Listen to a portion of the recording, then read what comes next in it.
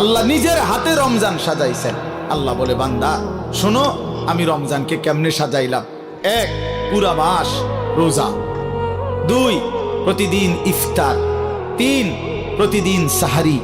4, প্রতিদিন 20 রাকাত তারাবি। 5, শেষ দশকে এতেকাফ। 6, শেষ দশকের বেজর রাত্রিতে শবে কদর। এরপরে 7, একটা নফল একটা ফরজের সমান। 8, একটা ফরজ 70টা ফরজের সমান। 9, প্রথম দশক রহমত। 10, মাঝখানের দশক মাগফিরাত। 11, শেষ দশক জাহান্নাম থেকে মুক্তি। আল্লাহ বলেন, জান্নাতের দরজা খুলে দিলাম, জাহান্নামের দরজা বন্ধ করে দিলাম, সমস্ত শয়তানগুলোকে শেকলে বন্দী করে দিলাম, চারিদিক দিয়া গোলাইয়া সব গুছাইয়া বান্দা রাস্তা কেবল একটাই খোলা, দরজা কেবল একটাই খোলা।